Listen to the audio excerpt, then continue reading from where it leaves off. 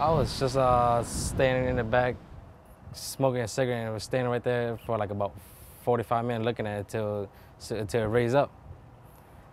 Like I thought it was the sun, so I just stood there, kept on looking until my dad said it's an oil rig. It was on the east side right here, and it was all the way down like about 30 miles away, like a little orange dot. That's what Johnson Wynn remembers when he saw the Deepwater Horizon oil rig explode in the Gulf of Mexico last month.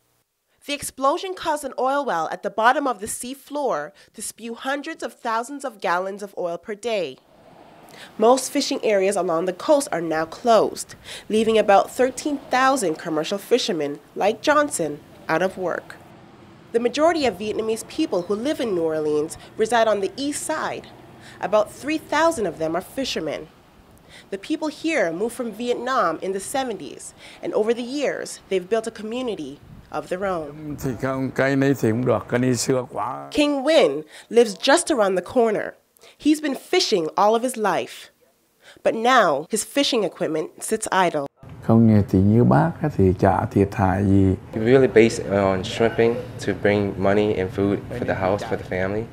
That's the only thing that he could do since he was young. And for him to change with another career, he's not unable. With his age right now, he's almost like 70, almost 70 already. When they was young in Vietnam, they been working as a fisherman.